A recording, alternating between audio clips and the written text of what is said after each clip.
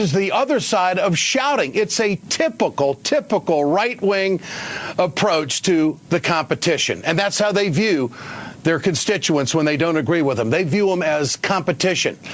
I hope that Christie wants to be president of the United States. This is exactly what Democrats need, because he represents everything the old Bush thinkers have been putting in front of the American people for a long time. And it won't work. We've got it figured out. Get your cell phones out, folks. I want to know what you think about all of this tonight. Tonight's text survey question is, do you think Governor Christie and Glenn Beck are dividing this country? Text A for yes, text B for no to 622-639. We'll bring you the results later on in the show.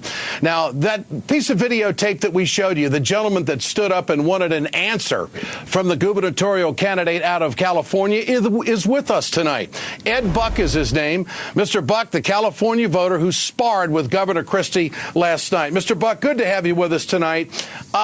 Did you feel...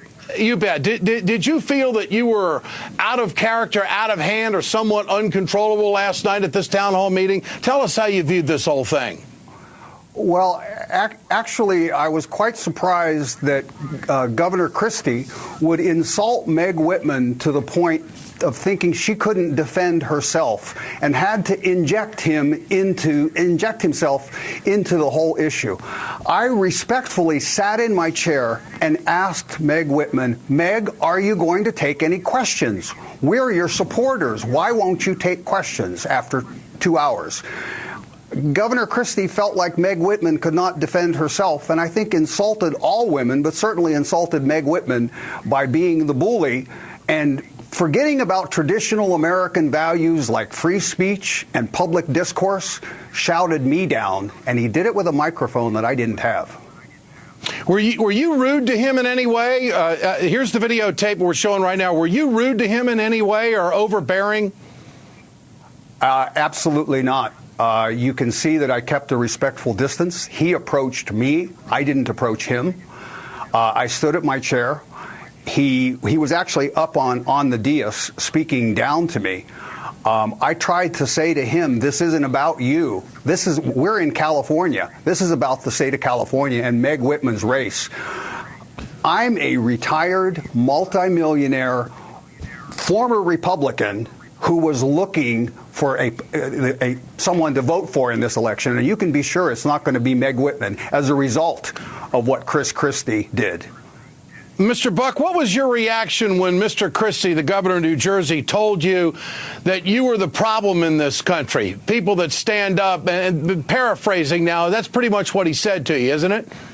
Well, yeah, it's very hypocritical of a man who wants to espouse this whole free speech and that to say that we need to have a dialogue but not have it with me. As soon as he doesn't agree with my speech, he cuts me off. As long as I'm saying, apple pie and waving the American flag, he's okay with that. But if I begin to ask a critical question, Chris Christie becomes a schoolyard bully.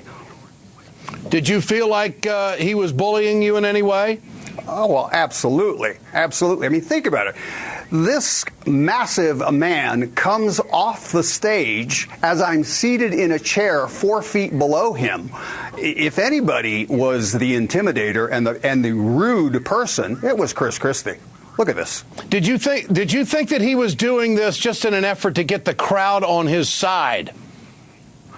Well, I mean, as I say, I think it was insulting that I was trying to engage a dialogue with the candidate, Meg Whitman, and he was interjecting himself into that and running interference. Clearly, he is afraid of free speech. Mr. Buck, what question did you want to have answered? You might as well ask it on national television tonight, and maybe Meg Whitman maybe her press office, since she's spending millions of dollars to get herself elected as governor, who knows, maybe they're watching and they'll send you a fax or something and let you know. What did you want answered?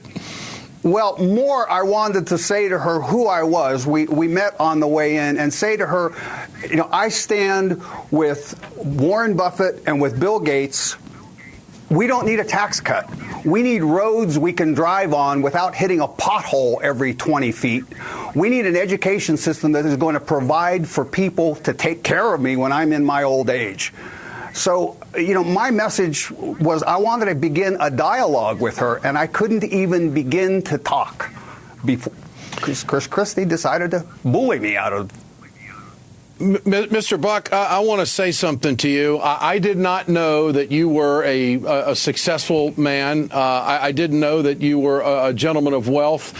And I want to compliment you for going, first of all, to a town hall meeting, because a lot of wealthy people in this country, in my opinion, give up. And you haven't given up. And I commend you. You are an American. You've had your success, and you're there looking out for others. God bless you, and keep fighting, my man. I appreciate your time tonight. For more, you bet. For more, let's bring in Bill Press, nationally syndicated radio talk show host and former California Democratic Party chairman. Holy smokes, Bill, did it get that ruckus kind of going when you were party chair out there in California? What do you make of this, Chris? What do you make of this whole thing? Yeah, well, first of all, Ed, I got to say, we need more Americans like Ed Buck. I mean, God, what a great guy. He's really interested, loves his country, loves his state, interested enough to go out there, try to get a question asked. I'm excited when I see people that interested in politics. Look, let me tell you something, Ed, you got it so right. I mean, Chris Christie is nothing but a big bully. He's called Governor Bully in New Jersey. And that act may work in New Jersey. It doesn't work in California. I mean, Ed Buck said it. In California, we expect a candidate for governor to be able to answer a question. Meg Whitman has spent $119 billion. She will not answer one question from any reporter or any voter. And I'll tell you something else, Ed. If somebody's running for governor, man or woman, we expect them to be able to answer for themselves. And I'll tell you, Dianne Feinstein or Barbara Boxer wouldn't need some bully to jump in and help them out, if you know what I mean. So it doesn't play well in California. What do you make of the arrogant approach of the governor of New Jersey, and also the fact that the candidate, Meg Whitman, was silent?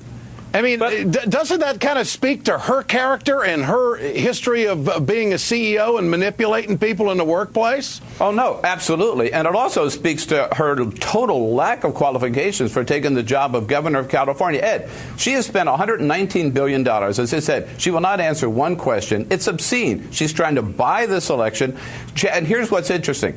She's been up on the air running spots for a year, right? Jerry Brown has spent about $12.39, and the two of them are tied in the polls. So nobody is buying this. I mean, you cannot buy the governorship of California. I'll tell you, the other thing, Ed, is the fact that Glenn Beck likes Chris Christie. Of course he does. He's a bully, too. You've got people every night on this show that disagree with you, and you have a good dialogue. Have you ever heard anybody or seen anybody who disagrees on Glenn Beck or Bill O'Reilly or Rush Limbaugh or Sean Hannity? No, they're all bullies. They're all cowards. They're all alike. That's why they like Christie. Bill Press, great to have you with us tonight. Thank you, my friend. Coming up.